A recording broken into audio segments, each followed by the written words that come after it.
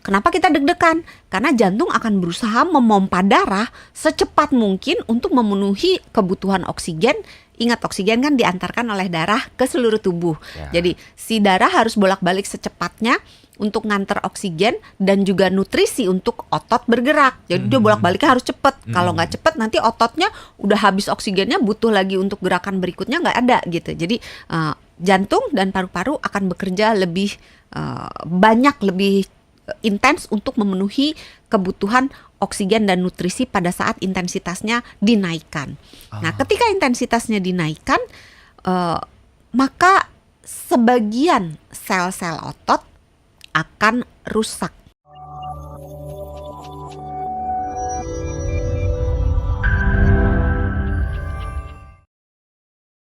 Kali ini kita spesifikkan soal squat jump. Ini yang lagi jadi topik yang membuat siswa tersebut meninggal. Sebenarnya bukan yang membuat, tapi aktivitas fisik yang kemudian memicu dan juga membuat akhirnya ke arah siswa tersebut menjadi meninggal dunia. Kita bahas dulu squat jump-nya dulu sampai akhirnya lucu juga nih dokter kalau baca spekulasi netizen. Wah, berarti kalau gitu squat jump itu sebenarnya olahraga yang bahaya nih. Ada yang kayak gitu. Seru banget maksudnya Bacain diskusi komen gitu. Diskusi itu kayak tapi ada yang bilang juga sebenarnya bukan salah squat jump-nya juga, tapi memang harus seperti ini. Saya bilang, waduh kalau gitu juga squat jump lagi deh. Jadi akhirnya malah jadi menghindari squat jump-nya. Kita kenalan sama squat jump-nya dulu kalau gitu ya. Ini sebetulnya olahraga fisiknya, kalau kita secara gerakan sebetulnya semuanya tahu ini ya. Mulai dari gerakannya dari awal sampai akhirnya tahu seperti apa. Jangan minta dicontohin. Jangan. Boleh nanti Haria lompat-lompatan. Enggak dong, kan yang nge-gym Haria.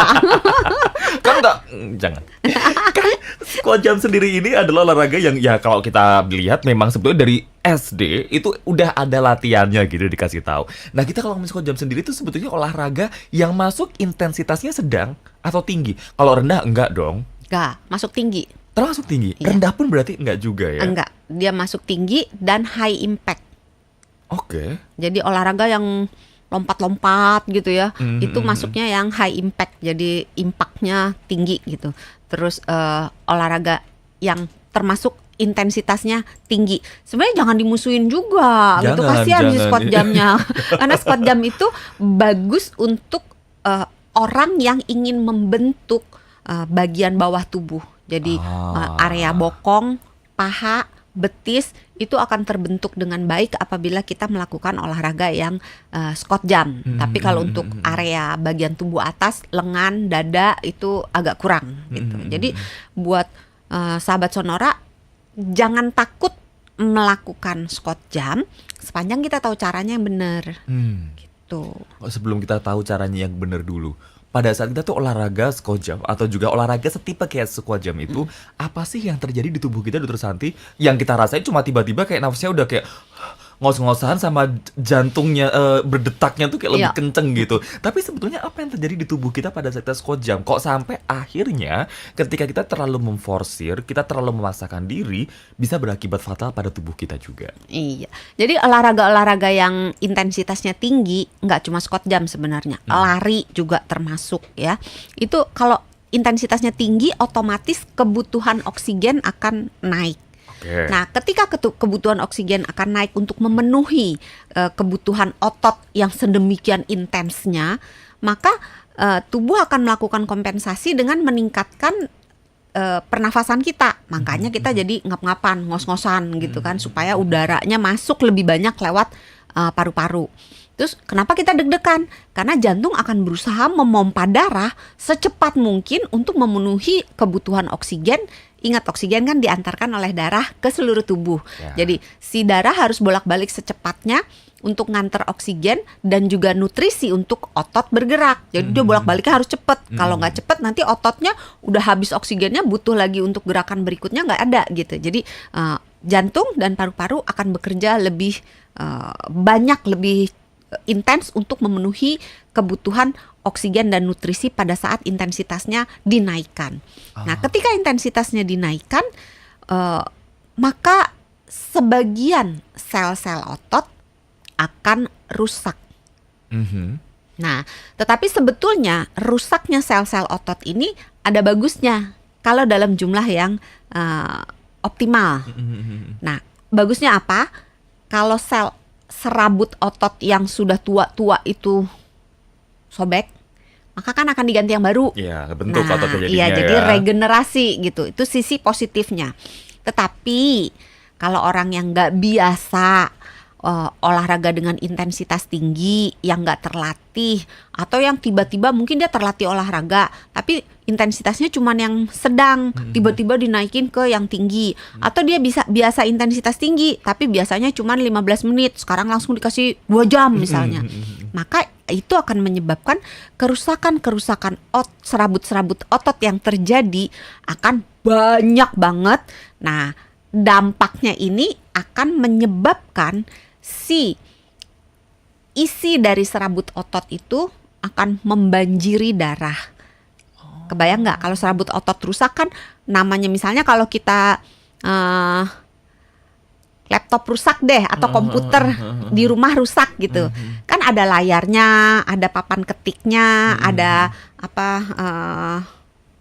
Yang apa tuh? CPU-nya. Nah, masing-masing komponen itu kan akan dibuang ke tong sampah. Ya. Nah, komponen-komponen itu di dalam serabut otot itu ada mioglobin, ada fosfat, ada kalium. Nah, komponen-komponen ini akan masuk ke pembuluh darah dan akan dibuang melalui ginjal, karena ginjal kita adalah semacam tanda kutip pembuangan dari racun-racun atau hasil metabolisme atau barang-barang yang sudah nggak berguna bagi tubuh kita, supaya tubuh kita bisa tetap bagus gitu.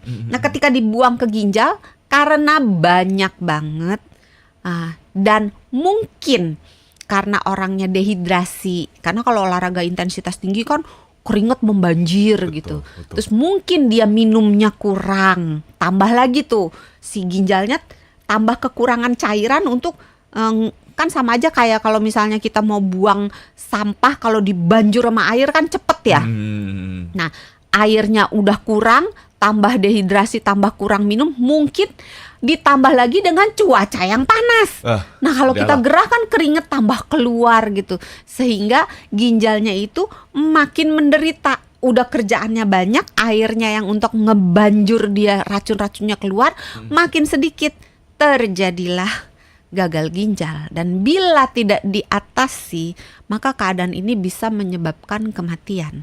Oke, sebelum karena cuma tinggal 2 menit, kayaknya yang berikut ini butuh penjelasan yang panjang. Nanti saya mau tanya soal setelah tubuh kita itu mengalami hal-hal tadi yang sudah mengarah ke gagal ginjal atau juga gagal jantung, itu kan nggak langsung.